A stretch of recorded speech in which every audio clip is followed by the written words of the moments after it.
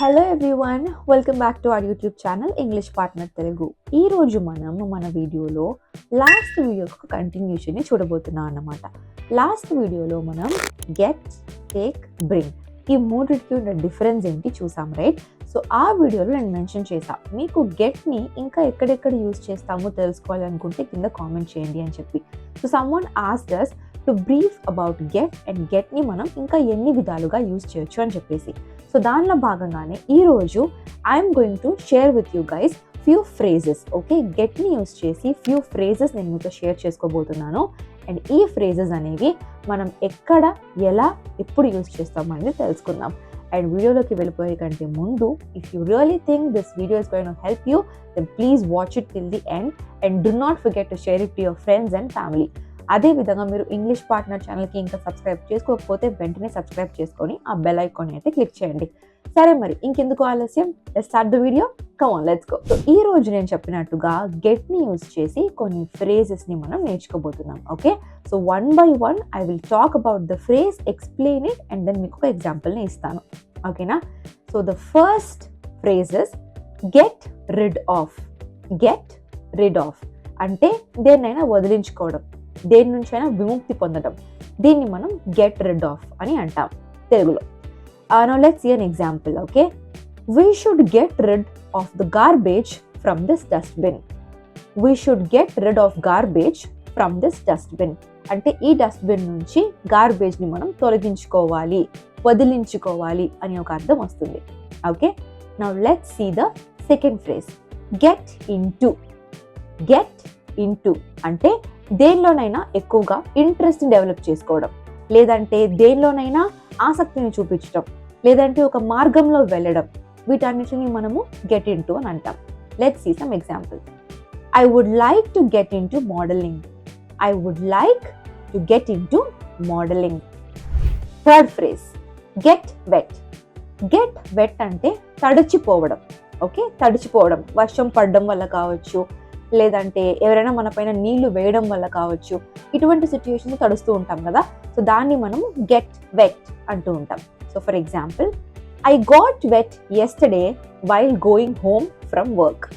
I got wet yesterday while going home from work. నేను నిన్న work నుంచి ఇంటికి వెళ్తున్నప్పుడు తడిచిపోయాను. వర్షం పడుండొచ్చు, అందుకే అతను తడిచిపోయాను అని చెప్తున్నాడు. సో గెట్ వెట్ అంటే this is the meaning. Fourth one, get well versed with. Get well versed with అంటే దేనికైనా బాగా అలవాటు పడటం, అంటే దేనిలోనైనా ప్రావీణ్యతను సాధించడం, దేన్నైనా చాలా ఈజీగా మనం అర్థం చేసుకొని దాన్ని మనం చేయడం స్టార్ట్ చేస్తే గెట్ వెల్ వర్స్డ్ విత్ అని అంటాం. For example, I got well versed with all the grammar topics after joining in English partner. I got well versed with all the grammar topics after joining in English partner.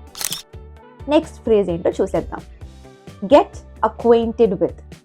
Get acquainted with అంటే first ఇది మనకి అలవాటు లేదు, but స్లోగా ఒక విషయానికి మనం అలవాటు పడుతున్నాం. అటువంటి సిచ్యుయేషన్లో మనం గెట్ అక్వైంటెడ్ విత్ యూజ్ చేస్తాం.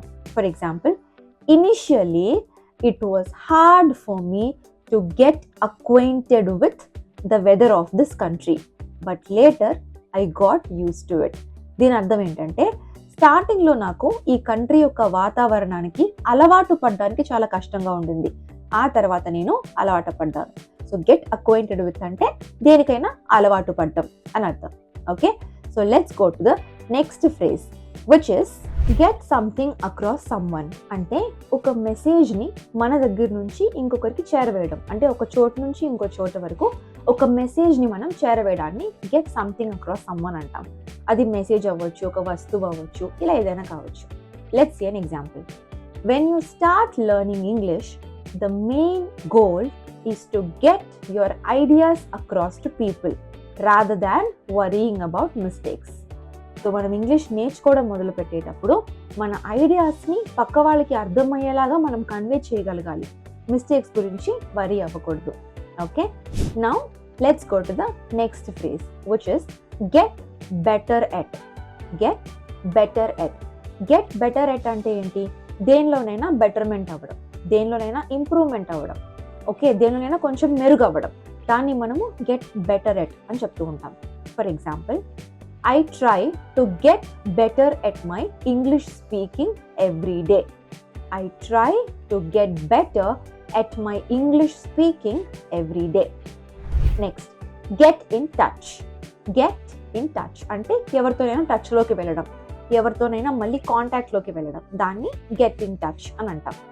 I would love to get in touch with the painting competition executive. I would love to get in touch with the painting competition executive. Now let's see the last phrase, which is get something done.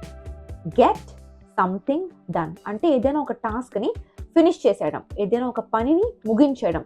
అంటే ఈ రోజుతో ఇది అయిపోయింది, ముగిసిపోయింది అని చెప్పాలి అని అంటే గెట్ సంథింగ్ డన్. లేదంటే ఒక విషయాన్ని పర్టిక్యులర్ పాయింట్ ఆఫ్ టైంలో మనం ఫినిష్ చేసేయాలి, దానికి మనం ముగించుకోవాలి అని అనుకోవాలి అని అంటే గెట్ సంథింగ్ డన్ అని చెప్తూ ఉంటాం. For example, I would like to get all the project work done before the holiday season starts. I would like to get all the project work done before the holiday season starts. Okay, so guys, these are the different ways in which you can use get in phrase form. So phrase ఫామ్లో ఇలా మనం get అనే వర్డ్ని different వేస్లో చెప్పొచ్చు అన్నమాట. ఇప్పుడు ఈ వీడియోలో నేను చెప్పిన ఈ కొన్ని ఫ్రేజెస్ని మీరు కూడా ప్రాక్టీస్ చేసి మీరు కింద ఎగ్జాంపుల్స్లో నాకు తెలియజేయండి, మీరు కూడా దీన్ని ప్రాక్టీస్ చేశారని. Okay, so for example get wet ఉందనుకోండి, you try to frame your own example and let me know in the comments. So దీని ద్వారా మీకు ఈ వీడియోలో ఎంత అర్థమైంది అనేది నాకు అర్థమవుతుంది. ఓకేనా? సో ఇంకా ఏమైనా గెట్ని యూజ్ చేసి ఫ్రేజెస్ ఉన్నట్లయితే అవి కూడా కింద కామెంట్స్లో తెలపండి. We would love to have you share your experiences and your thoughts and ideas with us. Okay, so ఈ రోజు మన వీడియో ఇక్కడితో సమాప్తం అండి. ఇంకా మీకు ఏమైనా ఇటువంటి వీడియో రిక్వెస్ట్స్ ఉంటే కనుక కింద కామెంట్స్లో తెలియజేయండి.